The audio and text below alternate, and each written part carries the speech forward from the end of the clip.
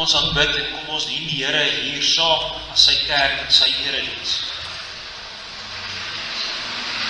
Mag wat ek sê en wat ek dink tog vir U aanneemlik wees, Here my rots en my verlosser. Ons hulp is in die naam van die Here, van die hemel en die aarde gemaak. Ontvang nou sy groetseën en sy erediens. Genade, barmhartigheid, vrede, God onze Vader en onze Here Jesus Christus en die gemeenskap van die Heilige Gees. Amen. Kom ons loof die Here en die sing van Psalm 149, waarvan die eerste en die derde strofes. Ek wil ook vir ons lees wat ons sing in hierdie Psalm. Ons gaan hierdie sing, maar die woord van die Here lees ons in so in Psalm 149 vers 5 tot 7. Waar die gunsgenote juig in heerlikheid, laat hulle jubel op hulle bedde, lofverheffinge van God is in hulle keel, en 'n tweesnydende swaard in hulle hand om wraak te oefen onder die heidene, strafgerigte onder die volke. Dit gaan ons ook sing in hierdie Psalm. God se kinders gaan wraak uitoefen op sy vyand, en dit is groot wat ons hier sing. Iets hiervan gaan ons ook lees in Micha, van die volk van die Here, wat 'n leeu is, wat vertrap en verskeer onder die volke. Psalm 149, daarvan verse 1 en 3, dan bly ons geloofsang.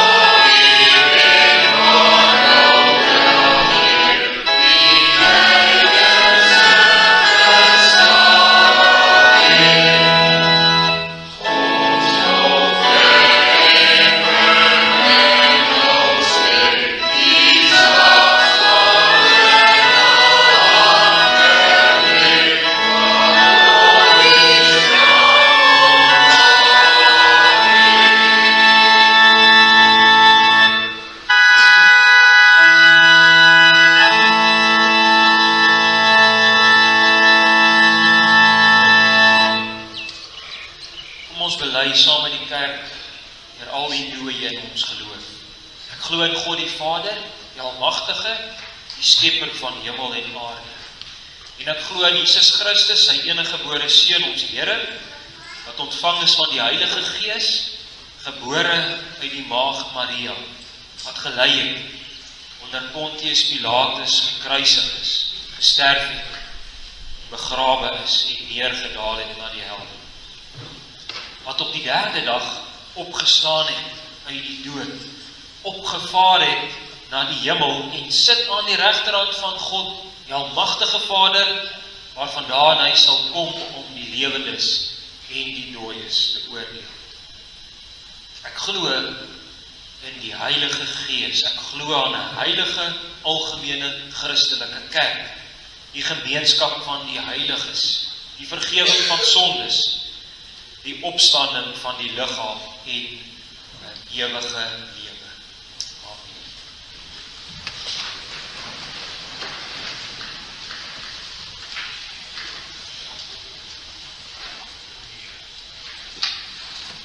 Eksodus 20 lees ons die Here se wet, die 10 verbondswoorde.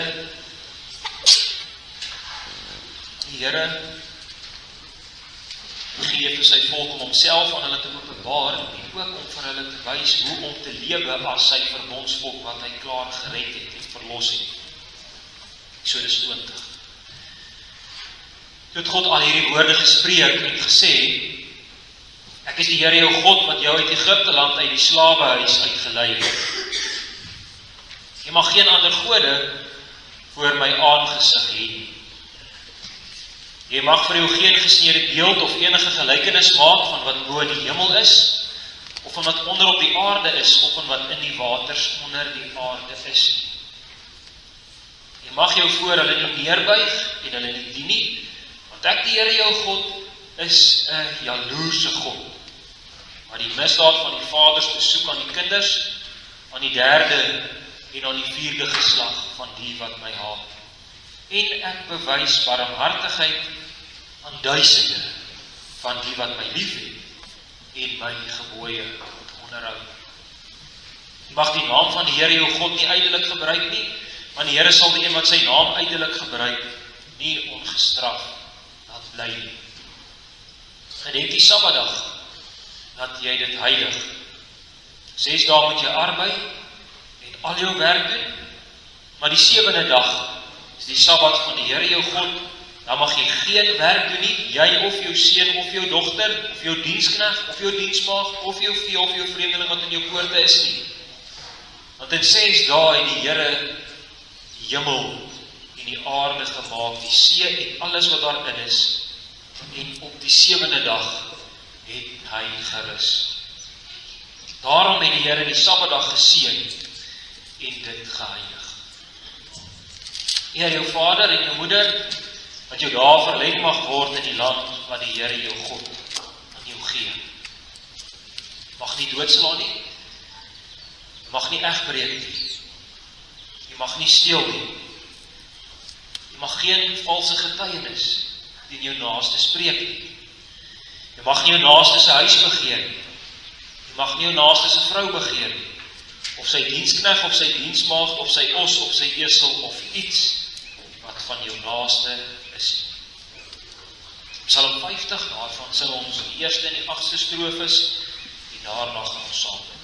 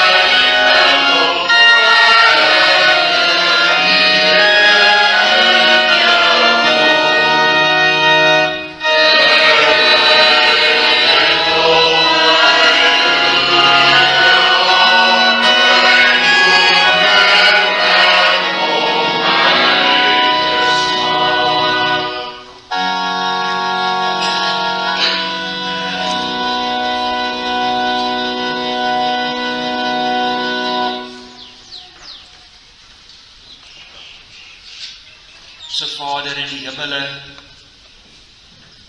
en die onbeskryflike goedheid en al wysheid, kom U en gee U woord, wet aan ons, U openbaar Uself aan ons, sodat ons U reg kan ken met U woord uit. Ek spreek ons van U, dat ons U reg mag ken, dat U naam geheilig mag word. Daarvoor het ons nodig, dat ons U reg ken, Heer, dan bid. Ag, O Here, ons smeek U dat U ons daarvan sal bewaar, dat ons nie denkbeelde van U sal maak in ons koppe nie. Het gebeur so maklik. Ons ken die woord so min. Ag, o Here, ons pleit U vir die genade, ons lewe in 'n tyd waar die kennis van die woord so min is. Lewe in 'n tyd waar ons tyd opgeslurp word deur skerms oral oor, tablette, televisies en skerms en selfone. Aanslae is vel in ons tyd, o Here. Juist dan wil ons kom en U smeek en vra,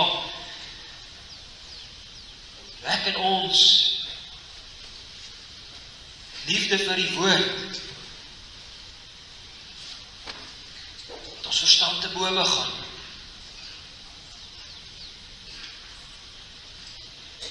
Wek 'n liefde vir die woord, Here. Mag ons die woord ken op ons vingerpunte. Mag die gesprekke gaan gedurig deur aan in ons koppe. Ons pleit by U dat U ons sal genadig wees, sodat ons ook in daardie gesprekke die evangelie van Christus se oorwinning vir onsself mag preek, dat U deur die Gees dit in ons sal kom werk en ons sal kom herinner. Die groot lossingswerk het ons gebeur het in Christus.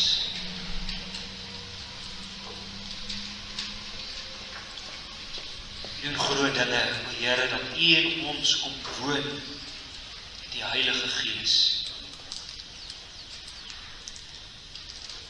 Dit is te veel vir ons verstande om dit te begryp. Ons sal met ons verlossing tot aan die einde van ons dae besig wees. Nie die volle grootheid daarvan ken. Mag ons meer en meer verwonderd staan oor die woord en oor U heerlikheid, die beloftes wat U beloof in die woord.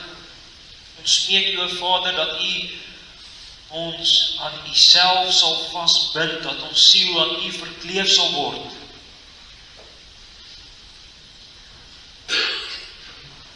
Ons is swak.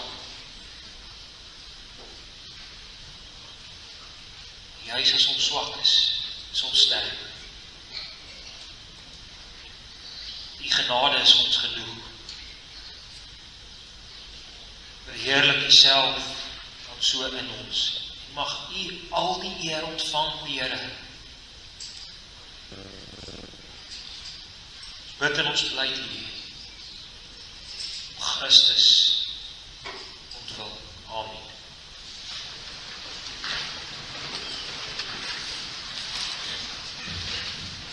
Psalm 19. Waarvan gaan ons sing die 6de en die 7de strofes. Psalm 19, 6 en 7. Daarna gaan ons lees die Here se woord. Amen.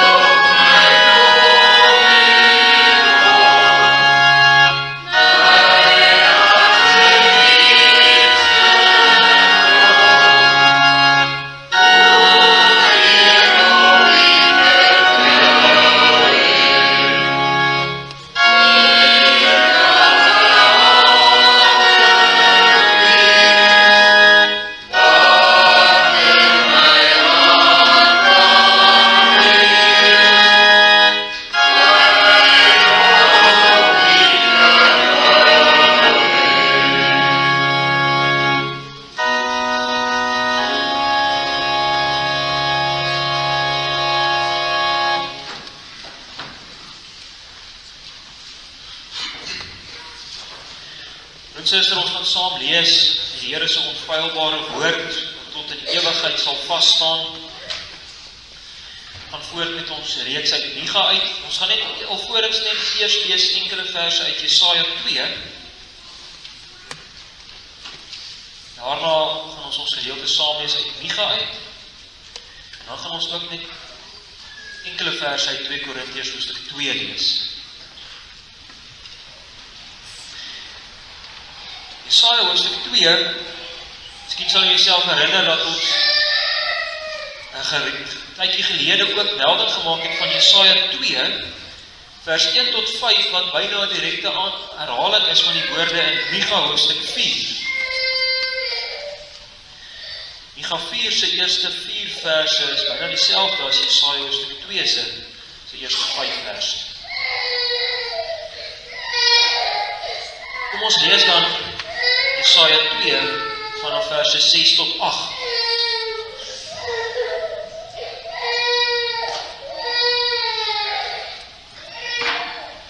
Jesaja 2 vanaf vers 6 tot 8.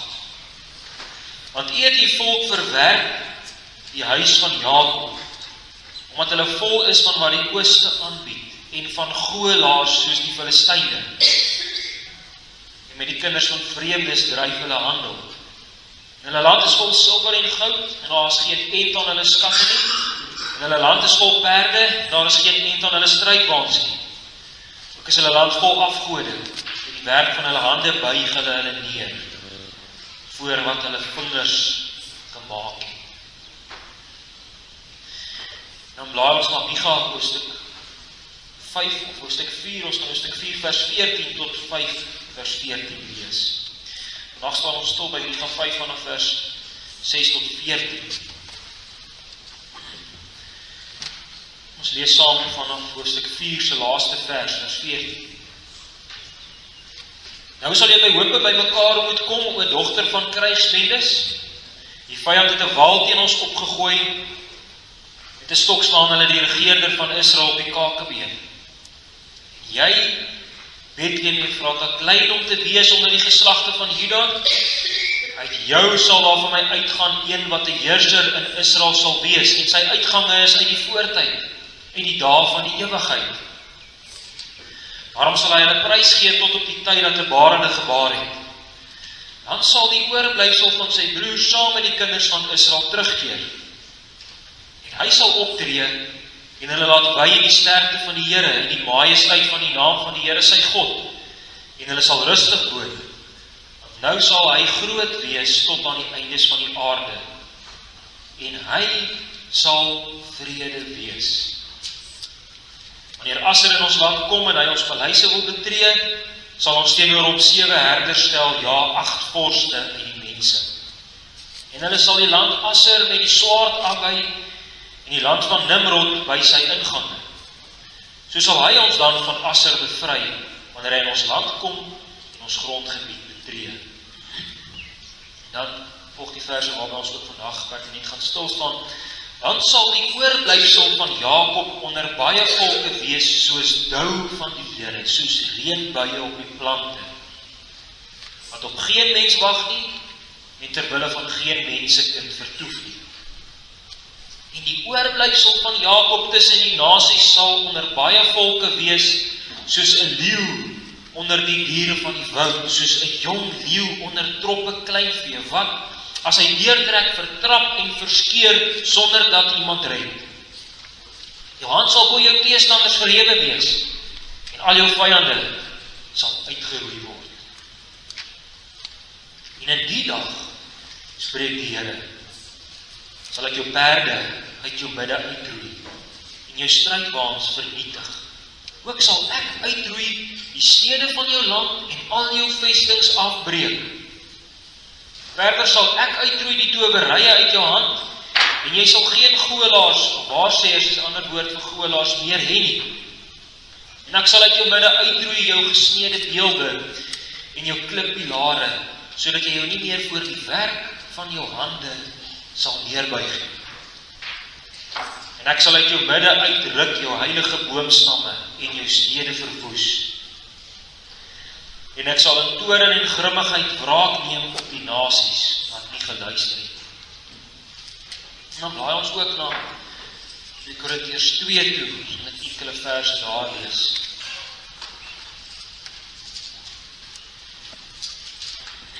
2 Korintiërs 2, daar lees ons net saam van vers 14 tot 17.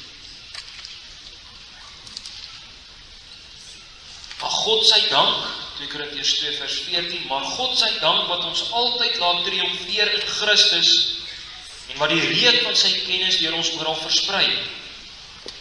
Want ons is 'n aangename geur van Christus tot eer van God onder die wat gered word en onder die wat verlore gaan. Vir die laaste reuk van die dood tot die dood. Maar vir die eerste 'n reuk van die lewe tot die lewe. Wie is tot hierdie dinge bekwam? Want ons is nie soos baie wat handel dryf met die woord van God nie, maar as uit opregtheid, maar as uit God. Die teenwoordigheid van God spreek ons in Christus. Die laaste 'n reuk van die dood tot die dood, maar vir die eerste 'n reuk van die lewe tot die lewe.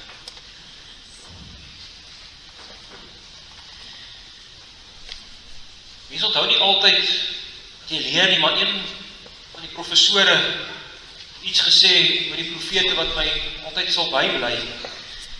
En dit is dat die profete van die Here gee perspektief.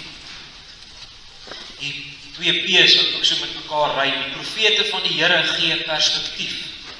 Die profete van die Here is gestuur na die Here se volk toe om vir die Here se volk perspektief te gee. Hoe belangrik is dit nie ook juis in ons lewens nie? Ons raak so maklik vasgevang in ons omstandighede. En alles wat gebeur in ons lewens oorweldig ons sommer maklik, ons word sommer maklik neergedruk. Nie een kant deur ons omstandighede, deur die dinge wat ons beleef.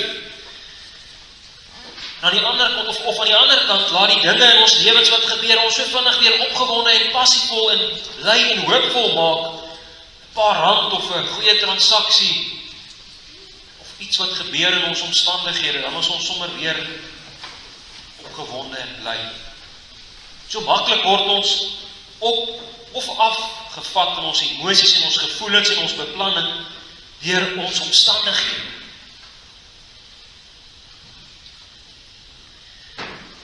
As die Here dan kom, sy woord, om vir ons perspektief te gee, deur sy woord en met homself, dan raak ons stabiel, en dan kan ons getrou elke dag net doen wat ons hande moet doen. Sonder om aan die ene kant mismoedig te word of depressief te word deur ons omstandighede, of aan die ander kant of so in vervoering te raak, die verkeerde goed, dan laat ons roeping raak. Die profete gee vir ons perspektief. Die Here kom wys vir sy volk, daar's 'n groter prentjie, wat hulle moet raak sien. Nou is hulle dalk omsingel deur die vyande, nou is hulle ook besig om te stap hierdie 1000 kilometer of meer na die ballingskap toe, na 'n ander land toe, uit hulle huise uit, die kerk is toe, tempel is afgebreek, daar's 'n groter prentjie, en daar's die Here wat oor al hierdie dinge regeer. So kom gee die Here vir sy volk perspektief.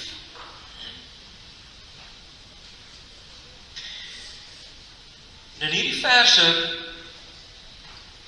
5 vers 6 en verder, kom die Here en hy bemoedig sy volk deur aan hulle te verkondig en aan hulle die belofte te gee dat daar 'n oorblyfsel sal wees. Nou ons het dit al gelees ook in die boek Micha, in hoofstuk 4 vers 7 het ons al gelees van 'n oorblyfsel.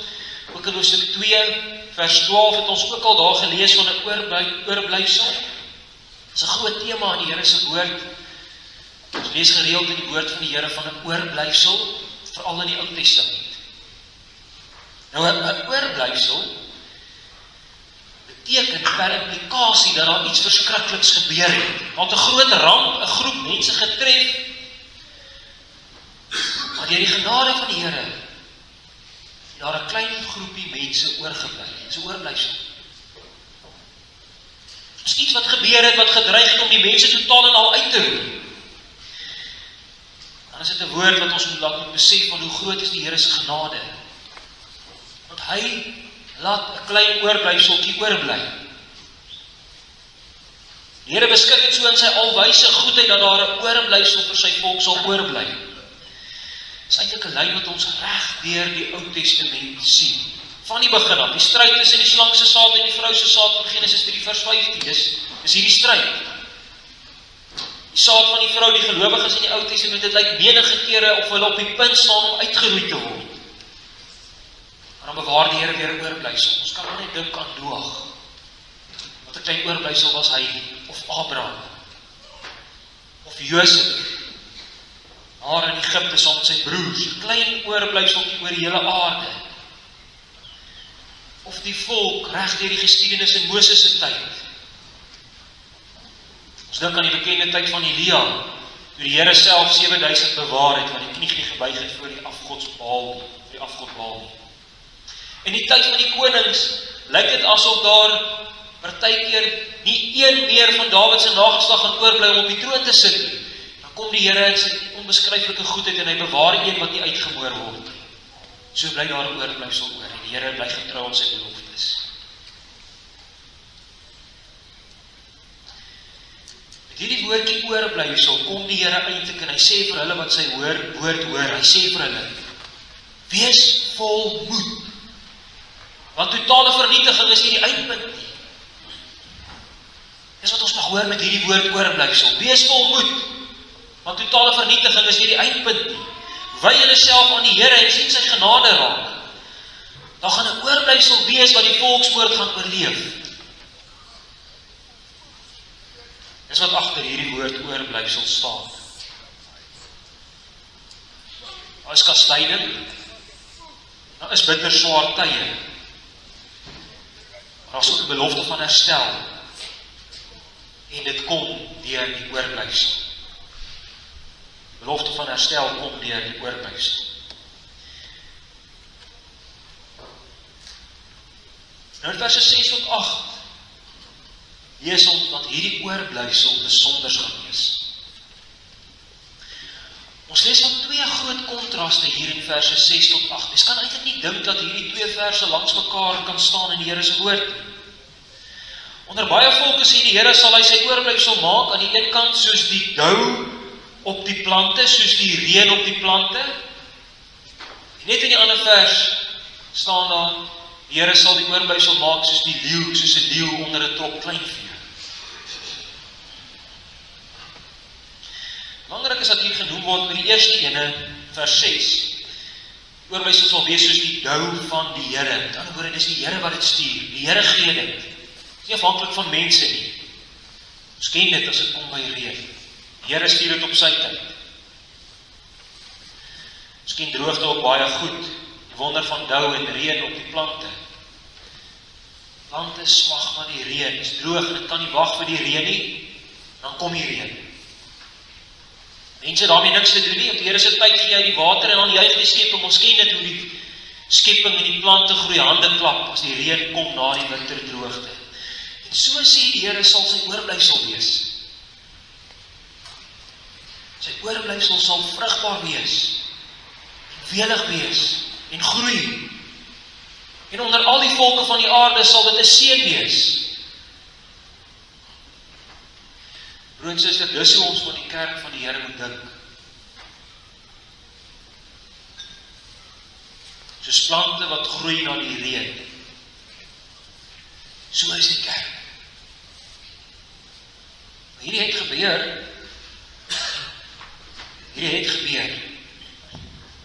Vir die hele tyd van die Ou Testament was daar net een klein volkie Israel aan wie die Here homself geopenbaar het. En aan uiteinde was 'n oorblyfsel na die ballingskap. Ons lees daarvan in Esra 9, ja. Maar daardie oorblyfsel, sê die Here, mag nie klein ding van haarself nie. Al is sy klein, mag sy nie klein ding van haarself nie. Hoe lyk dit nou? Onder baie volke reg oor hierdie wêreld is die kerk soos die dou van die Here, soos reënbuie op plante. Reg oor die wêreld is die kerk. Vergelyk vergelyk dit net met die Ou Testament. Maar dit een klein volkie Israel wees, nou is dit onder al die volke van hierdie wêreld. Die Heilige Gees is steeds besig om voort te gaan om te sorg dat hierdie evangelie van Christus verkondig word reg oor hierdie wêreld. Sien jy geliefde, wat het die koms van die heerser? Die begin van hoofstuk 5 wat ons ook gelees het, daar die heerser, die Messias. Kyk wat het dit tot gevolg gehad in hierdie wêreld. Oral oor is die kerk die geur van lewe in haar Here. Waar Christus gepreek word en gelewe word, daar is lewe en daar is hoop en daar is krag. Waar die Heilige Gees werk in Christus en deur die woord, daar is dit soos reënbuie op die plant. Dan is daar vastberadenheid. Dan is daar vaste grond onder ons voete. Dan is ons by 'n koninkryk wat soos 'n mosterdsaadjie lyk, maar 'n massiewe groot boom word. Dan is ons by 'n koninkryk van suurdeeg wat versprei en ingaan en nasies word verander en volke word vernuwe, soos wat ons gelees het aan die begin van Micha 4 vorige keer. Soos dou, reënbuie op die plante.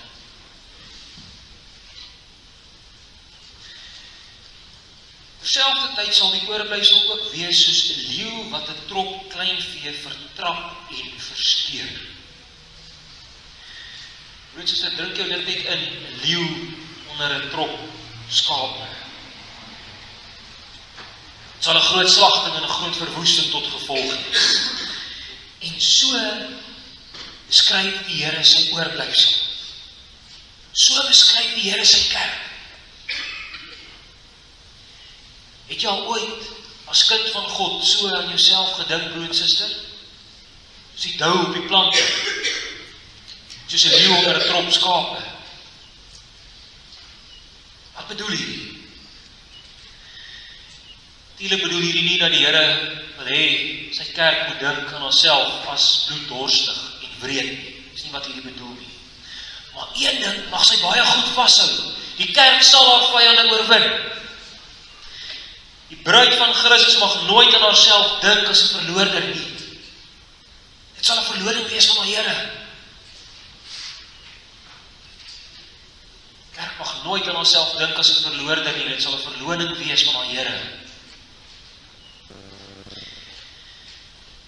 Die profeseë van die Ou Testament het menigte vervullings. Dan moet ons net dit ook noem. Dit sluit ook aan by die vorige wat ons nou reeds gesê het.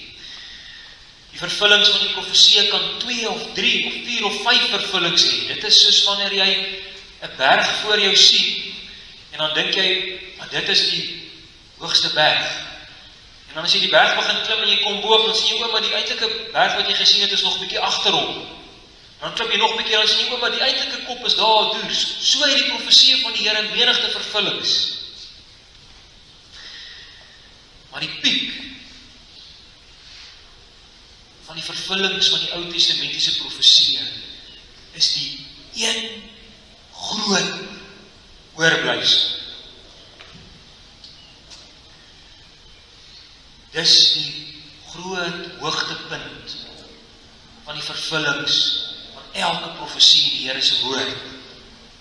Die een groot oorblyfsel wat oorgebly het. En hy hang aan 'n kruis. En hy sê, dit is volbring. Terwyl die magte van die bose en die duiwel en die goddeloses daar rondom hom saamspan om hom te vernietig. En in hulle midde hang hy en sê, dit is volbring. Hy is soos 'n leeu onder die skape. Maar vernietig hy hulle. Terwyl hy daar op die kruis hang, vernietig hy hulle. Hy oorwin. Christus het die oorwinning behaal soos 'n leeu onder die skape, onder 'n trop kleinvee. Daarom mag ons vashou. Die saad van die vrou sal oorwin. Die Satan en die dier en die profeet word toe werklik waar in die poel van vuur en swavel gewerp. Openbaring 20. En haar Here mag die kerk vasberade en vol moed wees. Al word die kerk hoe hard gedruk, en al gaan die aanslag hoe lank aan, en is dit ook hoe aanhoudend, en hoe uitputtend, mag die kerk, ons mag alleen tevrede wees met oorwinning, soos 'n leeu onder 'n trop kleinvee. Broer en suster, hierdie is nie motiveringspraatjies nie. Hierdie is die verkondiging van Christus, wat die leeu van Juda is wat oorwin het.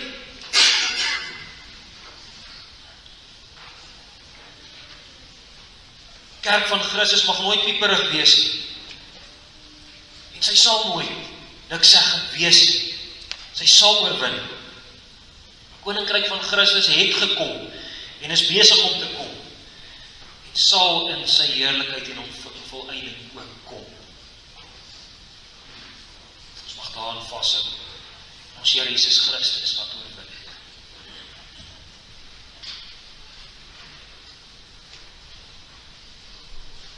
En nou is daar een groot olifant die vertrek.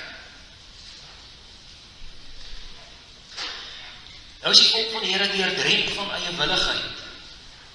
En sy is deurdrenk van selfvertroue. En sy is deurdrenk van vinnige dinge om dit vir haarself reg te maak. In Engels is quick fixes. Maar sy vir haarself haar toekoms probeer versier en voorspoed bewerk. Sy is deurdrenk van haar eie selfstandigheid waar sy die Here nie nodig het. Sy is deurdrenk van afsydigheid van die Here. So kan ons aangaan om dit op te doen. En dan lees ons in verse 9 tot 14 6 keer die woordjie ek met 'n hoofletter. 4 keer lees ons saam met hierdie woordjie ek, die woordjie uitroei. Ons lees van die woordjie uitdruk, die woord verwoes, die woord afbreek. En so kom noem hierdie verse 4 dinge wat die Here gaan doen onder sy eie volk, sy bruid. Die eerste ding wat genoem word is militêre dinge wat genoem word. Haar perde en haar strydwaans, sê die Here, gaan hy uitroei. Dit is aangrypend, want perde is wat die Here geskep het. Perde was deel van sy skepping gewees. En hier kom sê die Here vir sy volk, hy gaan dit uitroei. Waaroor gaan dit hier? Natuurlik is perde op sigself niks meer verkeerd nie. Dis God se skepping. Die probleem is nie, die volk van die Here het al hulle vertroue begin plaas op perde en strydwaans en nie meer op die Here nie. Vir hulle oorlog het hulle na Egipte toe gegaan, strydwaans, perde te koop. Dit het ook gelees in Jesaja 2. Ons pas dit toe om 'n geweer te besit. En oor selfverdediging sal niks meer fout nie. Die vraag wat ons moet vra is, waar is ons vertroue? Vertrou ons op ons eie gewere in die kluis en op militêre strategieë en ons eie planne? Of is ons vertroue die Here? As ons gewere bymekaar maak om te dink ons gaan die oorlog wen, is ons op die verkeerde pad. As dit ons gemoed optel, as dit ons oë verhelder, dan is dit 'n jammerte.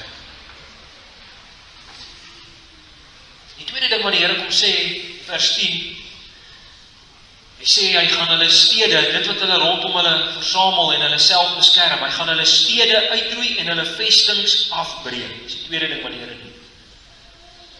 In daardie tyd het die mense stede gebou om hulle self te beskerm, indrukwekkende stede met indrukwekkende mure, groot mure. Ons kan miskien dink in ons tyd aan die beroemde muur, sal mens sê die berugte muur van Trump wat hy gebou het op die Mexico grens. So het hulle self vrede en gerus gemaak, die volk van die Here. Hulle het nie meer die Here nodig nie. Hulle sal self regkom om hulle self te beskerm. Totdat die Almagtige hulle vyand word.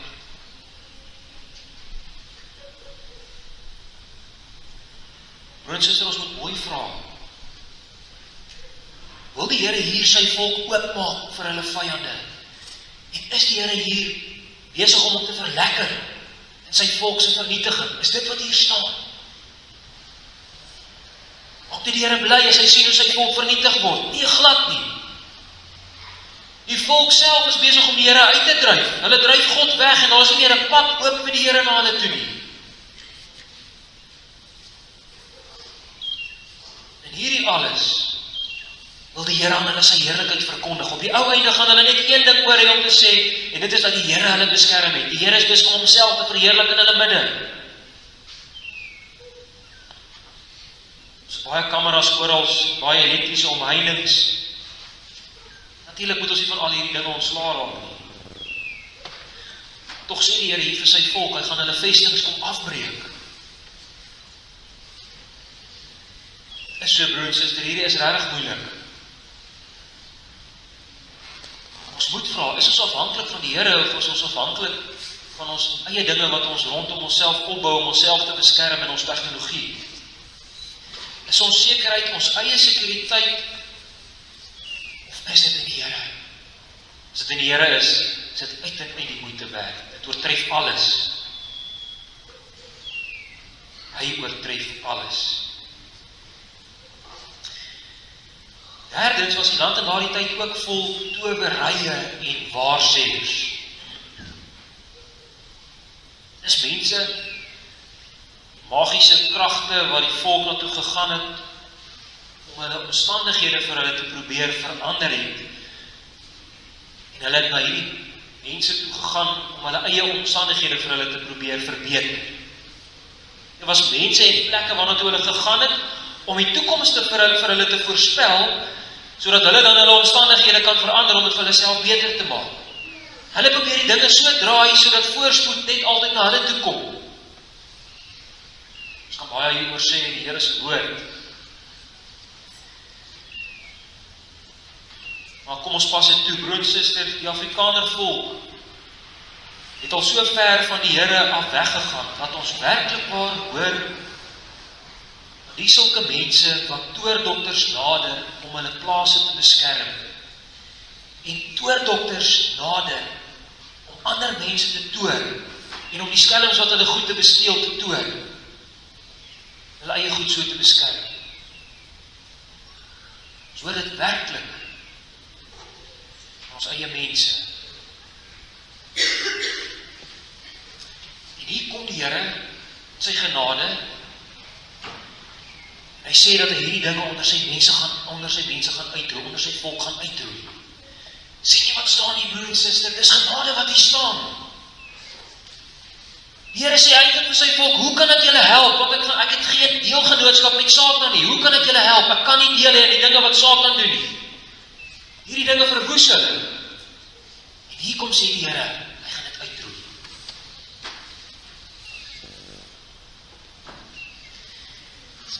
Die laaste wat hier genoem word, is hulle afgoderry. En in vers 12 is daar onderbreking in die midde van hierdie verse wat dit laat uitstaan. Daar staan, sodat jy jou nie meer voor die werk van jou hande deurbuig nie. Wat 'n groot woorde staan hier. Wat 'n kolossale tragedie. Dat jou godsdiens begin gaan oor die werk van jou eie hande. Dat die mens so diep kan val om sy eie werk te aanbid. Wat 'n kolossale tragedie. Om godheid te gee aan die mens se eie uitvindsels. Hulle aanbidding het niks verder gegaan nie as hulle eie uitvindsels in hulle eie hande werk. Dis hoe korrup hulle eie godsdiens geword het. Suster, dit laat ons besef hoe brood nodig het ons die Here se woord. Want uit die woord uit word God die enige in al sy majesteit en heerlikheid aan ons verkondig en geopenbaar. En hy kom al die eer toe vir ons aanbidding, hy alleen. As ons nie die woord het nie, dan gaan ons begin die werk van ons eie hande te aanbid. Dan gaan ons so diep val in ons godsdiens, dat ons eie uitvindsels begin aanbid. Is dit nie wat gebeur in ons wêreld met die kunsmatige intelligensie, die mens begin sy eie uitvindsels te aanbid nie. Ons ken die Almagtige, alleen, uit sy woord uit, broer en suster. Sonder die woord, is ons gans en al verlore, want as ons heidene, werk van ons hande aanbid. Sien jy, geliefde, hoe nodig het ons die Here se woord? Sien jy hoe krities nodig is dit dat ons die woord moet ken, deur en deur moet ken? Anders begin ons werk van ons hande aanbid.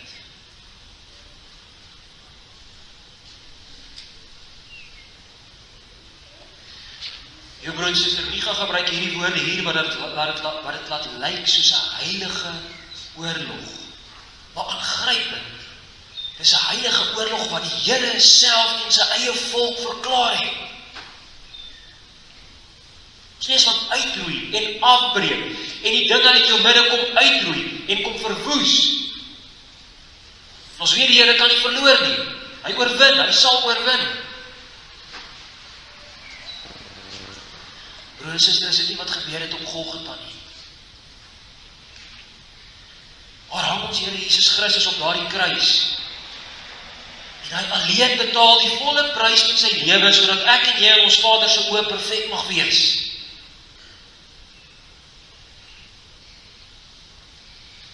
Dis wat Christus kom bewerk het. In Christus, broer en suster, kyk jou hemelse Vader na jou, en dan sien hy geen vertroue meer op menslike uitvindsels nie. Hy sien geen trotsheid nie. Hy sien geen selftevredenheid meer nie. Geen eie ek wat voorop staan meer nie.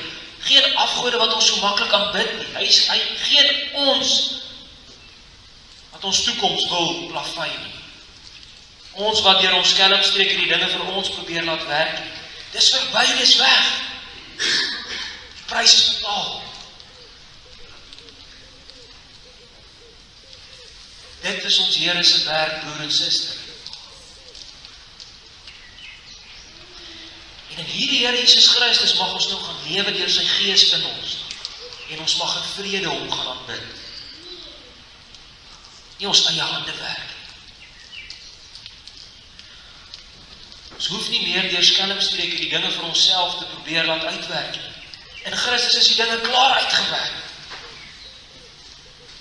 As Christus ons gekoop het met sy eie bloed, dan mag ons weet dat geen verdrukking, benoudheid, vervolging, of honger, of naaktheid, of gevaar, of swaard, ons sal kan skei van sy liefde nie.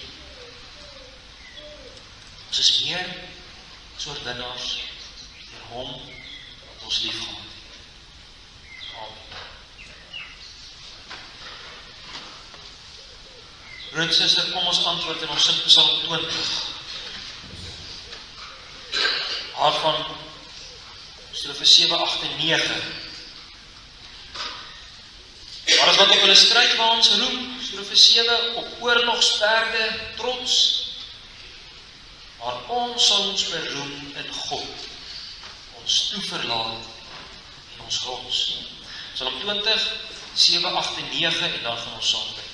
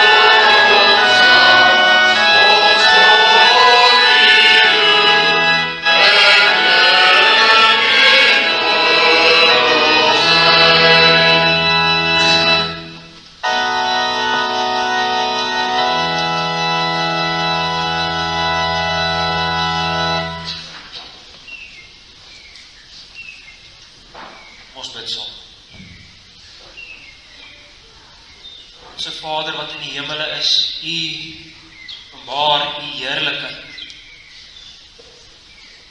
Dat U alleen bid moet word, gedien moet word.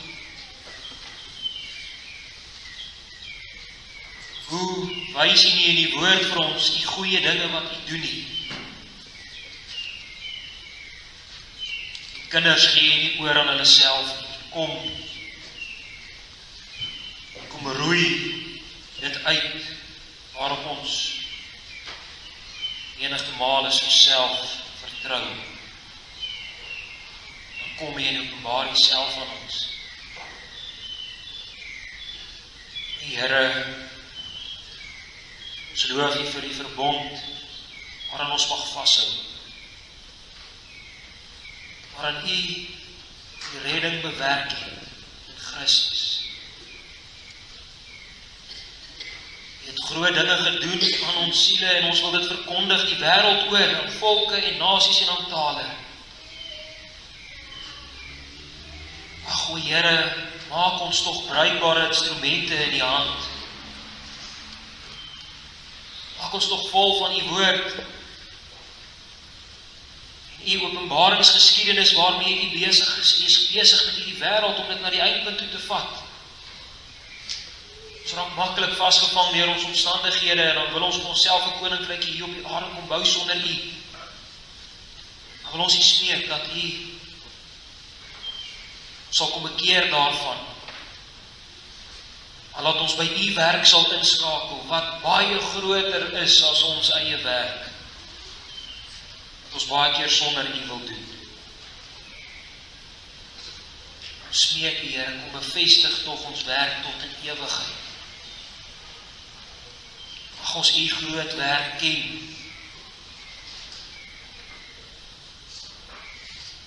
Ons mag hierdie week nou so ingaan. Te rus. So begin hierdie week en ons rus in U. Mag ons ook so kragtig in U rus, o Here,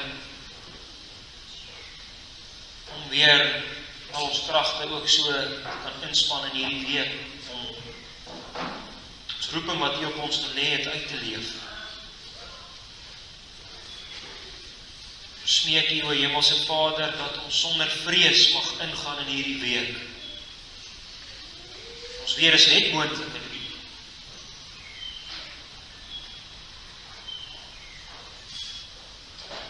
Vul ons met die Heilige Gees. Wys ons meer en meer deur die woord op Christus' oorwinning en op U wat vir ons 'n Vader is, wat alles beheer. Dat ons mag weet dat alles uit U goeie Vaderhand na ons toe kom. Skenk ons wysheid in hierdie wêreld, sodat ons kan weet hoe om 'n lig te wees en 'n sout te wees in hierdie wêreld. Maar ons daarvan, o Here, self wraak te neem. Mag ons al die wraak U oorgee. U kom die wraak toe. Mag ons oorwinnend vas in die oorwinning van Christus werk, skoolwerk gaan doen, ons ontspanning gaan doen, ook al ons aanpak. Ons bid, ons omgang met mense, dat U ons woorde sal reinig, dat dit met sout besprinkel mag wees. Ag, stong in ons lippe, groot vuur aansteek. Ons pleit en ons bid hierdie dinge, Vader, van U, want ons is diep afhanklik van U om so U te verheerlik in ons lewens. Christus ontwil. Amen.